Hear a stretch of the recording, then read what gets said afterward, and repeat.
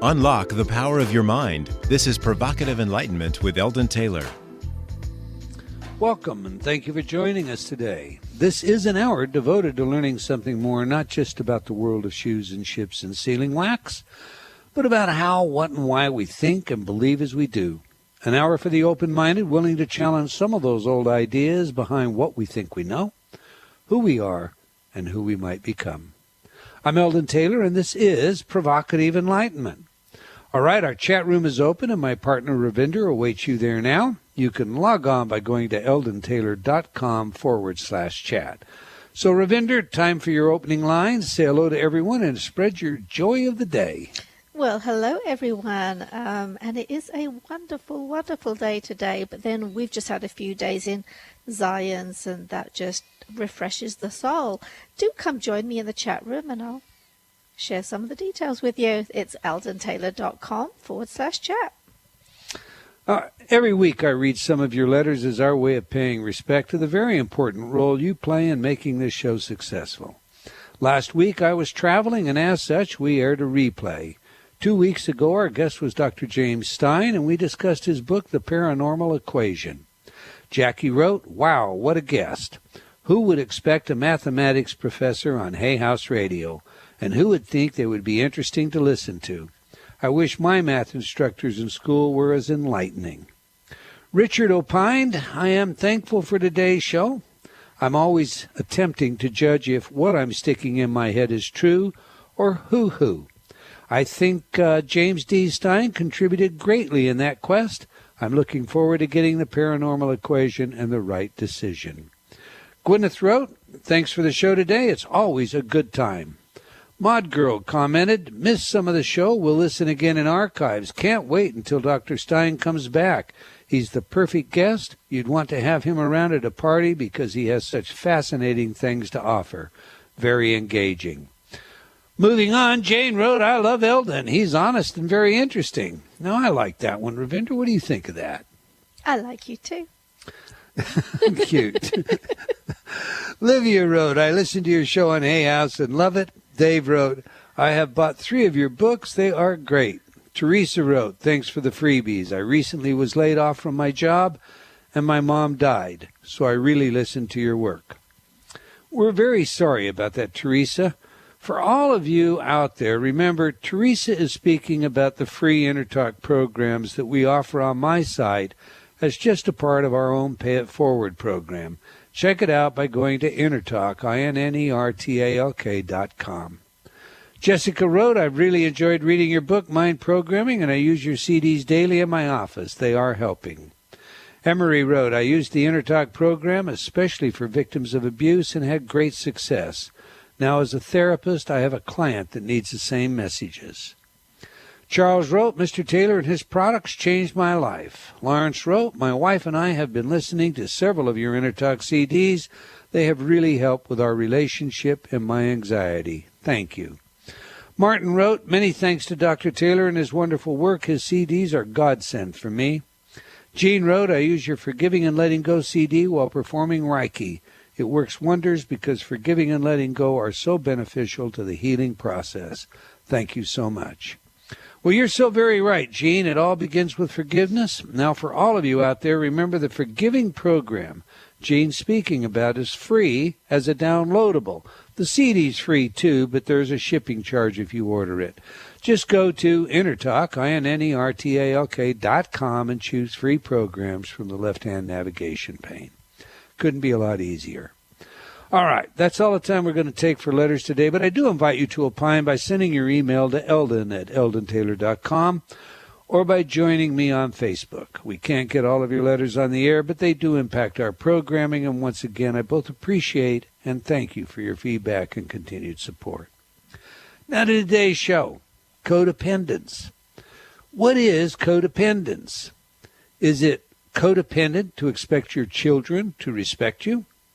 How about return your efforts by doing small things for you? I mean, if Mom says something like, "If you loved me, you'd do X or Y," is that codependent?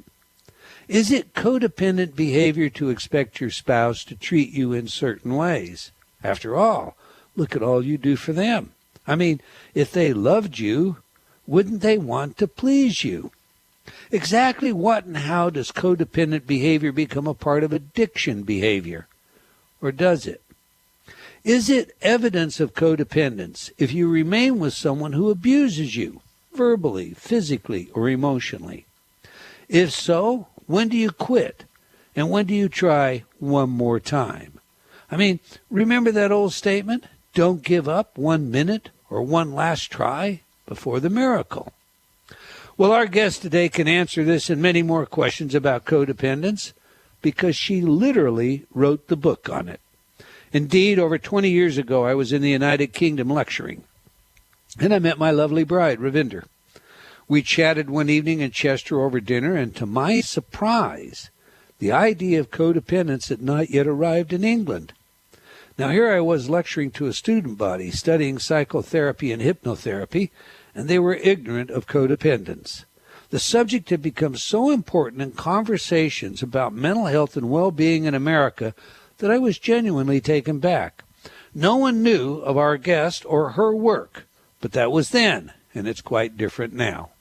Our guest today likely needs no introduction, but just in case, let me tell you a little about her. Melodie Beatty is one of America's most beloved self-help authors and a household name in addiction and recovery circles. Her international best-selling book, Codependent No More, introduced the world to the term codependency in 1986. Millions of readers have trusted Melodie's words of wisdom and guidance because she knows firsthand what they're going through. In her lifetime, she has survived abandonment, kidnapping, sexual abuse, drug and alcohol addiction, divorce, and the death of a child. Following the success of Codependent No More, Melodie authored other books, including Beyond Codependency and The Language of Letting Go. Her most recent book is Make Miracles in 40 Days, Turning What You Have into What You Want. An article in Psychology Today by Seth Meyers and Katie Gilbert had this to say about Melodie, quote, "She developed the concept of codependence as illustrated in her self-help juggernaut, Codependent No More. The concept, embraced by the mainstream to the point of water cooler ubiquity, is one of the most important concepts to have emerged from psychological thought in the past 50 years. Close quote. Melodie Beatty's 24-year writing career has produced 15 books published in 20 languages and hundreds of newspapers and magazine articles. She has been a frequent guest on many national television shows, including, of course, Oprah. She and her books continue to be featured regularly in national publications, including Time, People, and most major periodicals around the world. So let's just get this wonderful woman in here. Welcome to Provocative Enlightenment, Melodie Beatty. Good morning, and thank you so much for having me. I was just wrapping up a conversation with my daughter, and she was so thrilled that I was going to be on anything to do with Louise Hay, because she adores Louise Hay. Well, that's just wonderful. That's fantastic. We all do here, too, as well. Louise Hay is fantastic to her. It's interesting how those things go. And I was listening to your introductions, and it sounds like you're doing great work. And I think one of the hardest things there is to do, it's not to put out a self-help book. It's to help people change the way they think. That's the challenge. How very, very true. Well, it's truly an honor to have you join us. That's a fact. Maybe you and Louise Hay I'd have stand side by side because you are both icons to me. I read your book in 1986 when it first came out, and I think I started touting your work way back then. So, but integral to what it is that you do is your personal life. I mean, it has so much to do with what you've learned and how you teach today. And so I'm obligated to ask you, first thing out of the chute, share your story as it led up to your insights regarding codependence. I mean, I understand you were an alcoholic at the age of 12. Right. I had started drinking when I was 11. I was an alcoholic with blackouts by the time I was 12.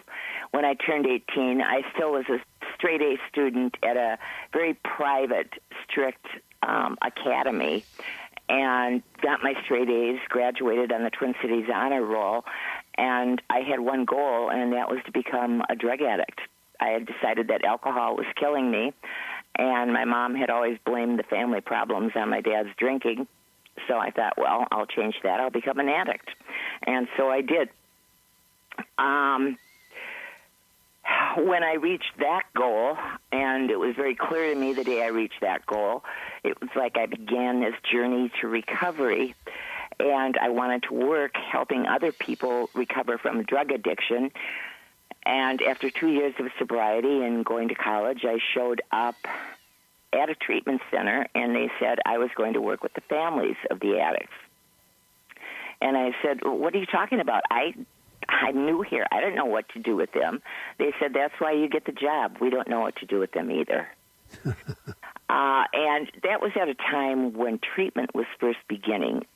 Unbeknownst to many people, treatment did not always exist. There was a time when addicts were sent to a federal farm just long enough to dry out before they got put back on the streets, or they were put on the methadone program. But treatment did not exist as we know it now.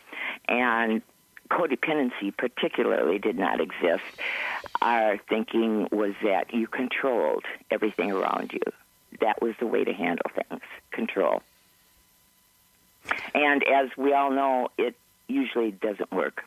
No. And it doesn't work well. And I wish, and I've always wished, I could give people a list of rules for what codependency is and what it isn't, and it's just not that easy.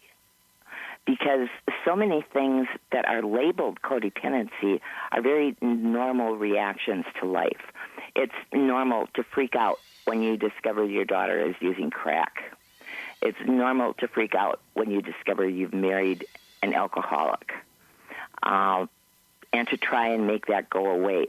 And the longer I look at codependency, and having gone through the death of my son, I begin to think that grief, unresolved grief and trauma, have more to do with both codependency and addiction than probably anything else. Well, let's while you're there, let's pursue that notion for a minute before we get deep into codependence per se. Okay. Because quoting from your website, quote, although it almost destroyed her when her 12-year-old son Shane died in a ski accident in 1991, eventually Melodie picked up the pieces of her life again. I wanted to die, but I kept waking up alive, she says. She began skydiving, mountain climbing, and teaching others what she'd learned about grief, close quote. So please share with us what you did learn about grief, and if you would, the psychologist in me is forced to ask you whether or not you think Thanatos urge had anything to do with you taking up so many dangerous activities like skydiving. No, what happened to me was that by the time I got through my grief from losing my son, it was time for my daughter to move on, and I was in the empty nest syndrome. And ever since I had recovered, I had children, I had a family. Now that I had you never get over the loss of a loved one. You learn how to live with it. It stops being overwhelming, but we don't do grief. Grief does us. Mm-hmm. And it's one of those things that can't be therapized away. It's how life heals our heart when we've taken the risk of loving deeply. So what I did is, instead of keeping my life as though I still had children living at home, I made a list of all the things I hadn't done but wanted to do so I could enjoy this next part of my life. So I made my list, and I started doing those things. Skydiving was one. Scared the bejesus out of me. But it also helped me realize how much I enjoyed life. And it was good because fear has been a big part of my life, my whole life. I was abducted off the streets when I was age 4. When you live in a dysfunctional family, fear is a large part of daily life. And to have to walk to the door of the open door of a plane at 12,500 feet and then jump requires a lot of letting go and a lot of being afraid and doing something anyway. And so it was good for me, and I liked the time under canopy.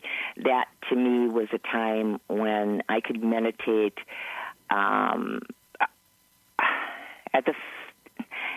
the threat of sounding too new agey. It was like meditating with the angels. I was up in the air, I was under canopy, and I could just meditate, close my eyes, and see how very beautiful this world is.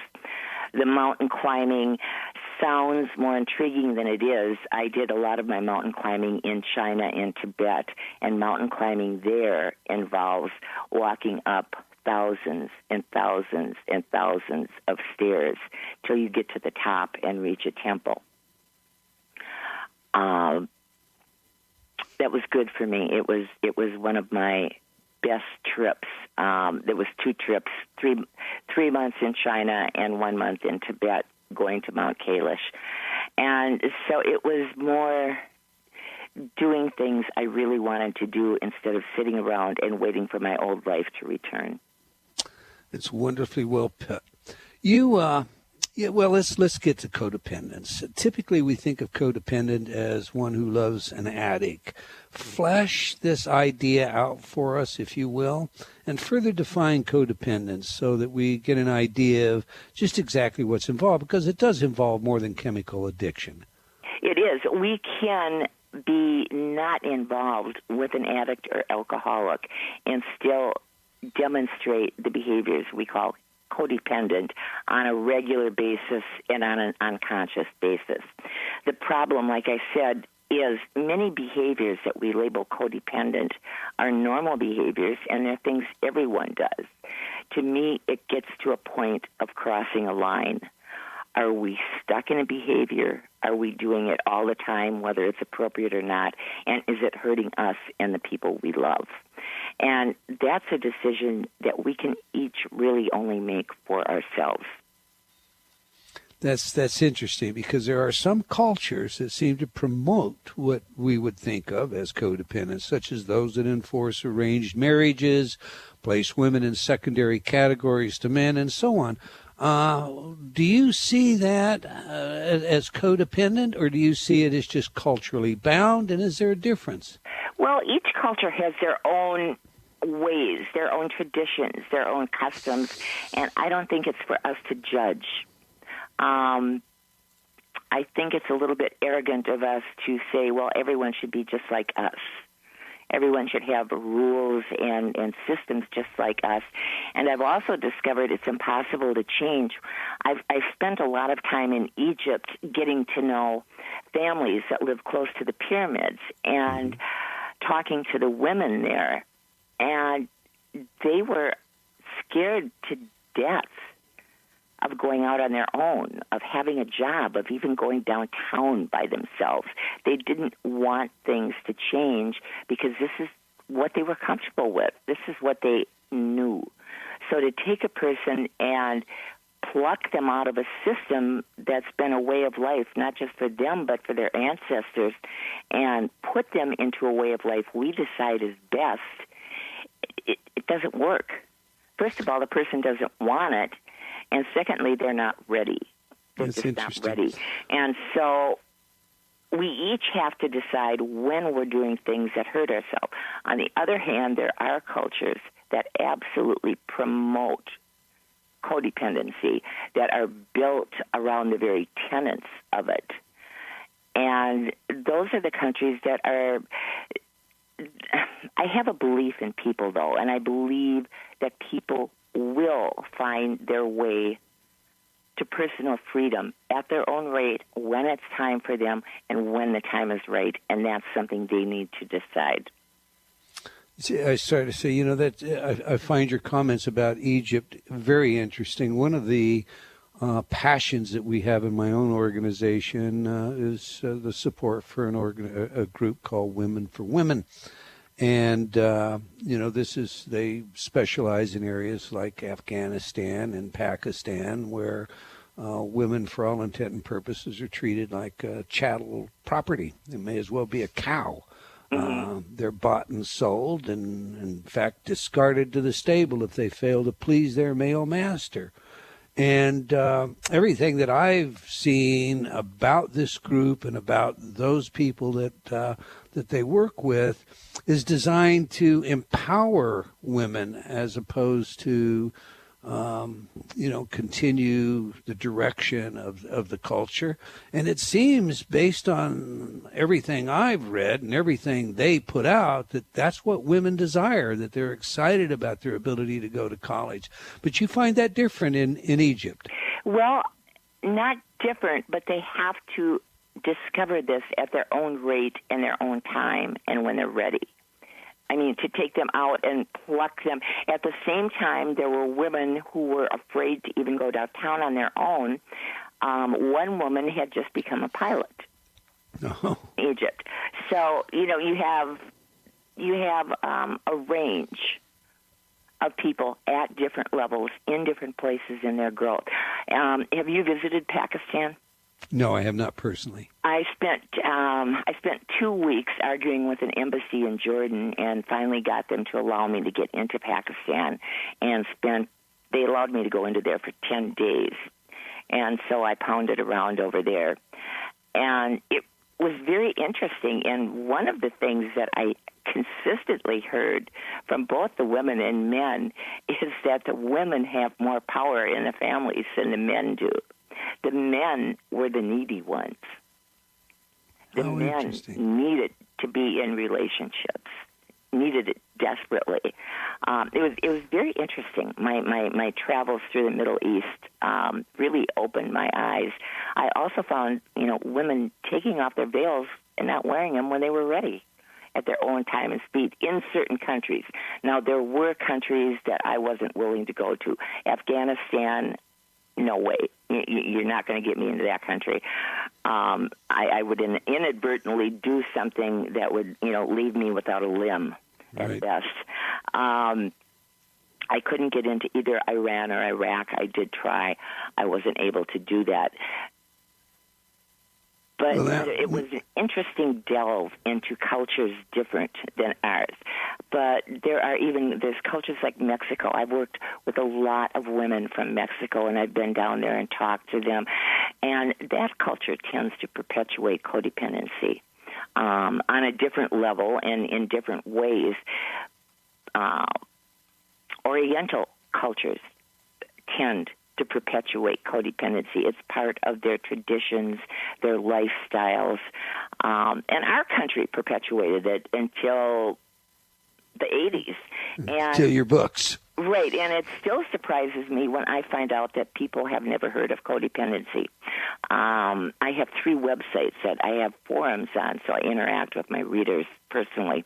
I answer all the posts myself. And there are people every day in this country for the first time learning about codependency.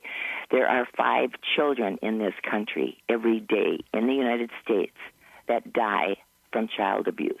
4 of them are under the age of 5.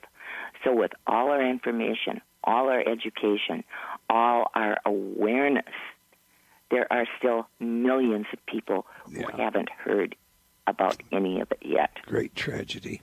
Well, you've just explained something very important to me. My wife, her family is from the Punjabi area, and of course, when there was a separation, she ended up being born in New Delhi. And now after your entire explanation, I now understand this.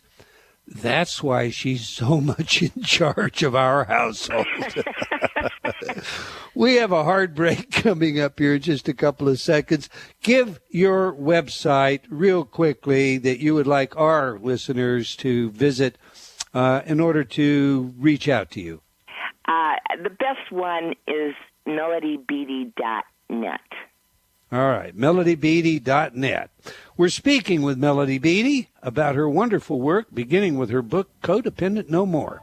If you're not already in our chat room, now is a great time to join in the conversation. We have a short film for you today that we'll show during the break that features our guests. So just go to eldontaylor.com, that's ELDONTAYLOR.com /chat. Be sure to stay tuned. You don't want to miss what's coming up after our break.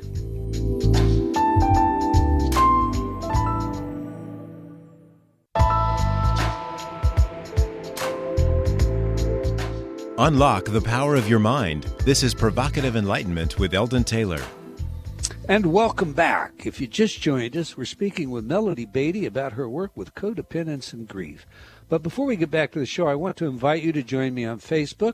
I post regularly everything from where I am and what's on next to the latest in science, technology, and consciousness studies, and from time to time, some of my own opinions about the world we live in. Speaking of opinions, before the break, we were discussing cultures and codependent behavior in those cultures. And, of course, my lovely bride, Ravinder, who hosts our chat room, has some personal experience, having been born in New Delhi and raised by parents, as I mentioned before the break, who came from the Punjab area, Kashmir, before the break-in or the division, I guess, as it's thought of, between Pakistan and India. And Ravinder, you were suggesting that you didn't think Melodie Beatty had it quite right. I mean, that's a big shoe to wear, but I'm gonna let you go ahead and introduce your thoughts to Melodie. That is correct. You know, that is an area you and I have been talking about for the last 20-odd years. Where Melodie said that, in Pakistan, where the females are restricted in things that they can do, they have the power in the house. And that was when I jumped up, Melodie, and was screaming over here saying that's not true. The fact is the females will say they have the power in the house because it helps them feel better about being controlled the way they are, and the men will say that the females have the control in the house because it makes it possible for them to keep doing the things that they do, to have the control. The fact is you cannot have choice until you know what choice is. That's interesting. Do you want to comment on that, Melodie? That choice. And if you're afraid to make that choice, and if fear is keeping you locked into the old ways, you're not ready to change yet. A whole system needs to change together. You can't pluck one person and change the entire system. It has to grow and change together. That makes sense. I think you have to experience it. You have to see it. It's impossible to make any choice of your own without you being aware that the choice even exists. I mean, I was always very aware with the Indian culture, it's very, very different to, Pakistan and Afghanistan. Although I was, my family is from Punjab, so there are lots of cultural similarities there. But I always said as a child, there are lots and lots of Indian households where everything appears to be totally equal, absolutely, 100%. But I say it appears that way because even as a child, I was very aware that the women have as much freedom as the men allow them to have, in which case they have none. So you have to fight against it. So no, I feel very deeply about all the females over in those areas, in Iran, in Iraq, because to me they are sisters, they are mothers, they are daughters, they're my family, and they don't have a clue as to what freedom is about. The countries that did not allow me into those countries have problems that I wasn't willing to take on. I mean, I just wasn't willing to risk my life to go into those countries because I'm too used to having freedom to go in there and lose my limbs. I mean, even in Pakistan, it horrified me when I would be riding down the road, and I would see people with limbs cut off, scurrying along the road, and they would have no legs left, so they would be using their arms to transport them. I mean, it was horrifying in many ways. I was in the third floor of a hotel room, and it was advertised as the best hotel in Pakistan because almost everything worked. and I was in a third-floor balcony room, and a man scurried up the outside of the building and broke into my room. Even when he saw me, I started screaming. I had gone to bed, and I was reading. And there, if you had enough money to take a taxi, you were looked upon as somebody that they could rob because you were rich. And so I played it very, very close to the belt there. And this man just kept coming into my room. I started screaming. He didn't back off. And so here I am, and they had armed guards out in the hallways. And I'm out in the hallway, buck naked in a Muslim country, screaming at the top of my lungs. And, I mean, they did find the man. They did catch him. But it is a different environment. What I'm saying is we can't go in there and superimpose our desires about what's right and expect those things to take place overnight, because the women, it's the same thing we say here. People have to want the change, and until they want it, and until they have the courage to make these decisions, to get past their fear. You know, that really brings us to, I think, a critical aspect of understanding exactly what empowers codependence. And you know, I think of it as the absence of self-love. You put a great deal of emphasis on self-love. Whether it's love, it's respect. Indeed, you quote Shakespeare in chapter 11 of Codependent No More by stating, quote, "This above all else to thine own self be true," which most of us has heard, but you go on. "And it must follow, as the night the day, thou canst not then be false to any man." So if I imply from that correctly, what you're really saying is self-love is more than just I like myself, I'm a good person. It's about a level of honesty that few people dare to take. Have I got that right or not?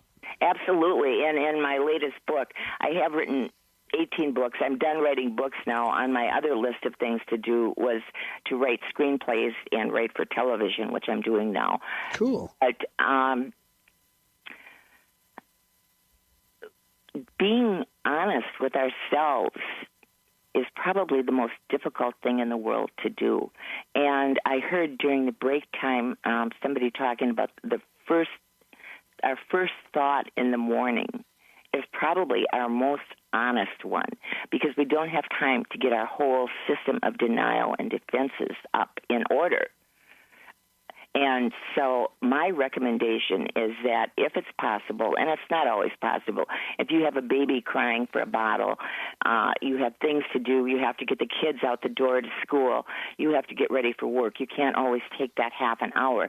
But for those that can take half an hour and be absolutely honest with themselves by writing down everything, and it has to be kept very private, because a lot of times we're so ashamed of what we really think and how we really feel that we're not going to disclose this information to anyone.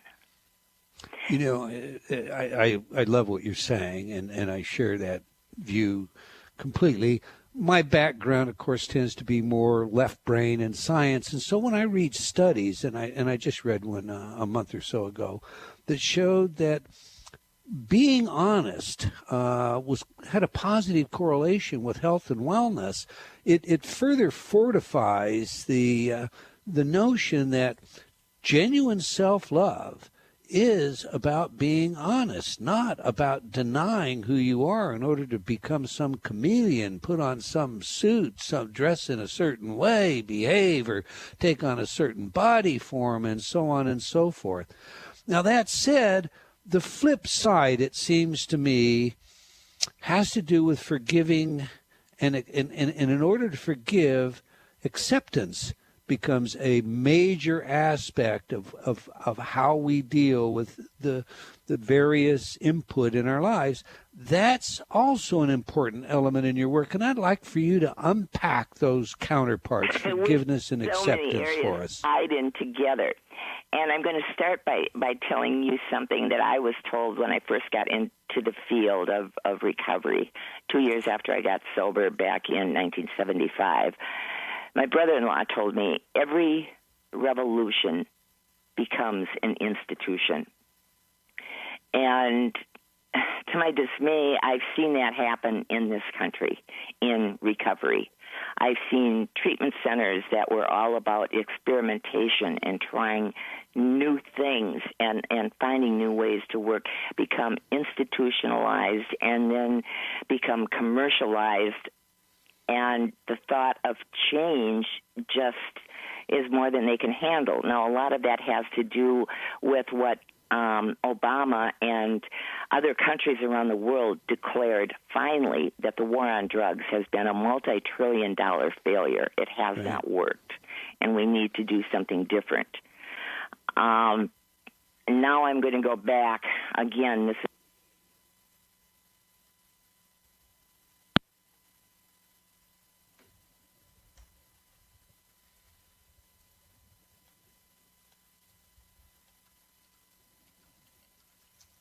I'm here. Did we lose Melodie?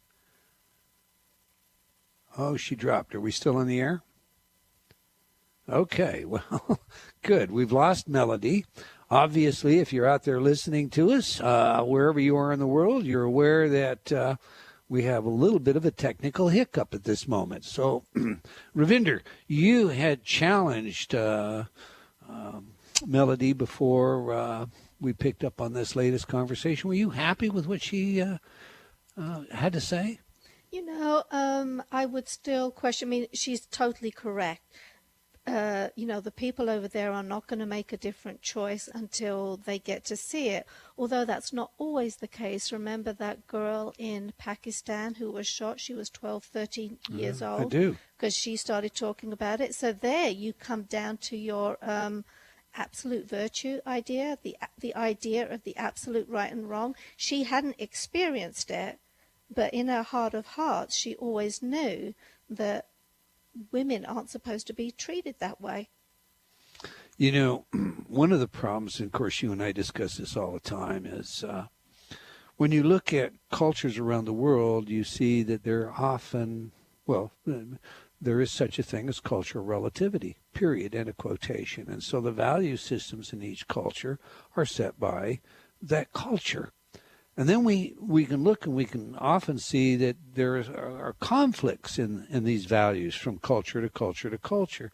So from our culture, when we see an atrocity of the kind you just described, or the one that stands out and that I've used so many times, it happened about a year ago, the young girl, 14 years of age, whose nose and ears are cut off and discarded to the stable because she failed to please her husband after her father sold her to this man. When you see those kinds of things in the world, I'm compelled to believe that they're wrong. Culturally relative or not, I'm compelled to believe that they're wrong. So then I search for, an absolute value. And as we have discussed, the only thing that I've ever come close to with this absolute value is the idea there has to be. It's like the form in the Platonic cave, but the particular can be so evasive. I think we have Melodie Beatty back. Do we have you back? Right. Yes. The power went off in the house, so the phone went off. I'm sorry. That's not a good deal. You got the power back that quickly, though. Yeah, it went right back on. Okay. But what we do have happening, and I believe that we're all coming from the right place, but I'm not getting enough explanations in. First of all, I believe that we have atrocities that are unbelievable taking place right here in this country as well. True. The child, they found out, there was 12 people knew this child was being treated like an animal, and he died. And that happened about a month ago. Mm-hmm. I mean, that's unthinkable.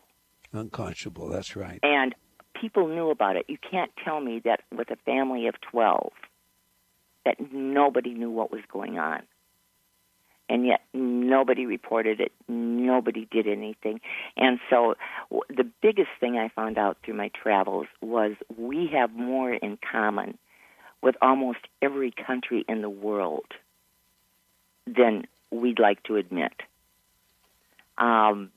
We just do a better job of hiding it, and we do have more awareness at times in our country, and at times we have less.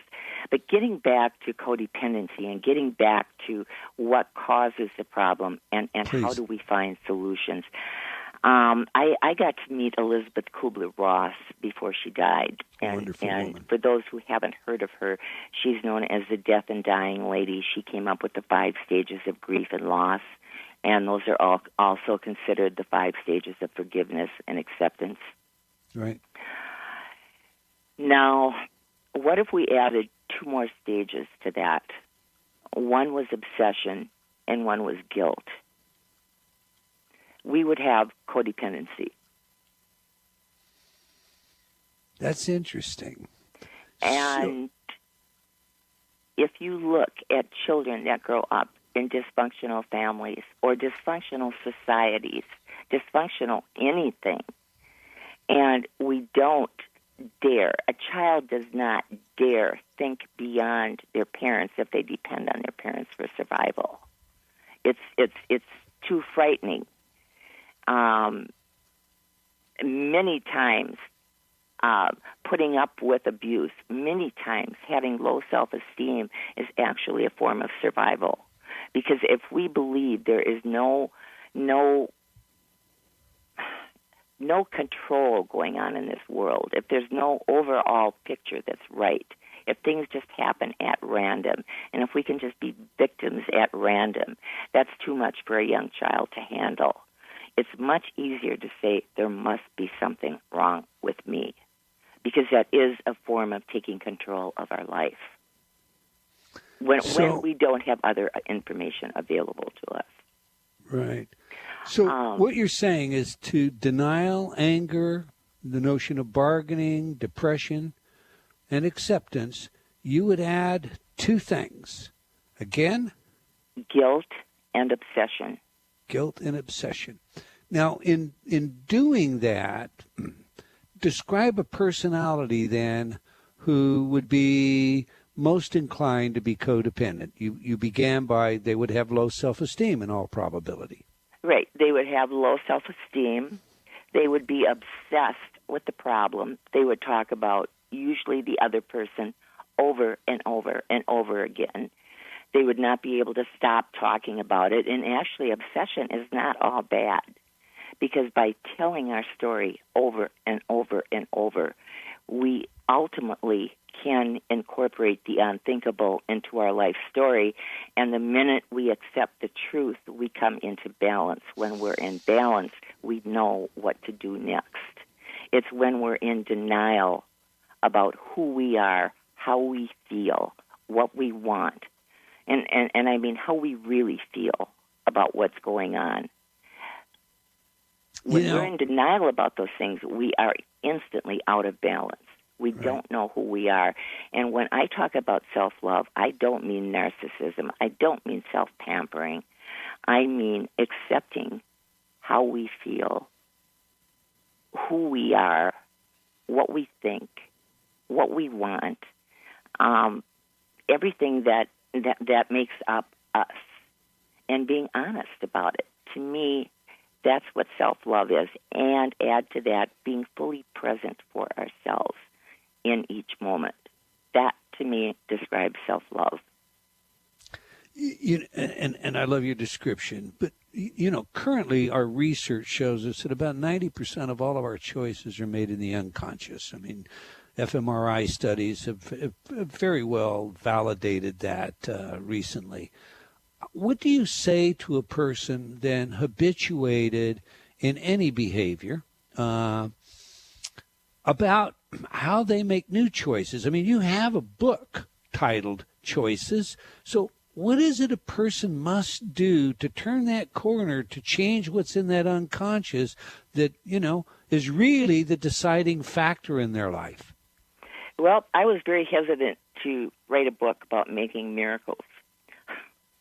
But the miracle that can come from us taking a step forward to becoming conscious about who we are can truly make miracles in our lives. And again, we do that by spending, if it's even half an hour a day, with who we really are, how we really feel, what we really think. That level of awareness.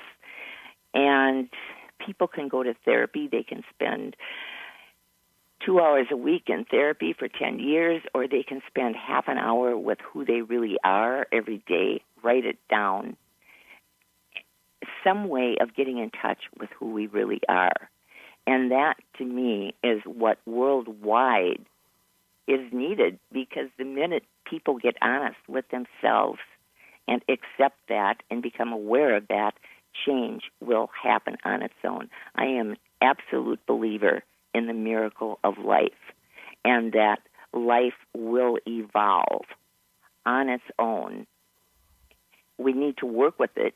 We can push it a little by spreading this awareness, but it's slow. It takes time, and we've got a lot of people fighting it.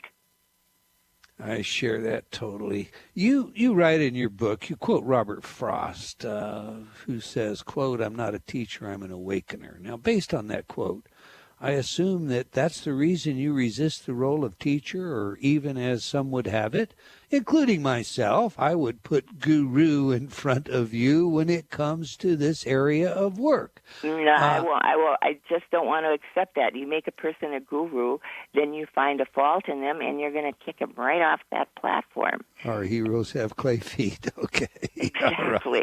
Right. The best I can do is do honest, hard research, not just for my own life, but from other people, from talking to other people, from observing other people, and then writing about it as honestly and forthrightly as I can in a way that makes sense to people.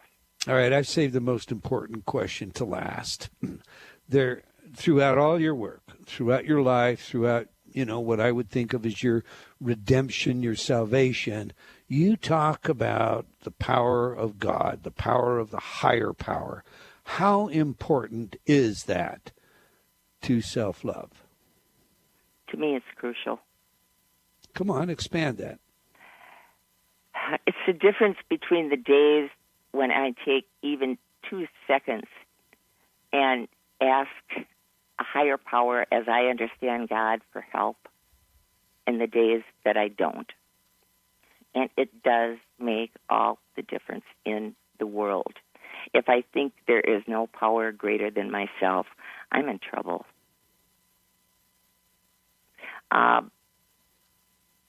I had no intention of ever getting straight. It was a spiritual awakening that got me sober. It was a spiritual awakening that made me aware of codependency. Every time I've moved forward, some people believe in God, and then other people know that there is a God. And they can use any word they want as a description of God. That doesn't matter to me. It's like, I don't care where we live on the planet. At nighttime, when we see the moon, it's the same moon. I totally concur, and I think you said it best. We are lost when we think we're the most important thing. There is nothing greater or larger than us. In about 30 seconds, Melodie Beatty, please, you have a wonderful book, Daily Meditations. You have a grief club. Share with our audience your 3 websites and how they can reach out and learn more about you, get your books. Well, I'm going to change that a little bit and say, if there's one thing all your listeners could do to help themselves, it would be to go back and deal with all their unresolved grief. They don't have to wear black. They do need to understand all the grief and losses they're carrying, and that includes whatever country they're living in. All right, we're out of time. We've come to the end of another hour. I want to thank the team at Hay House Radio for making what we do on this show so pleasurable, and, of course, a big thank you to you and to our special guest today. I hope you enjoyed the show, and will join us again same time, same place next week. Until then, remember, believing in yourself always matters.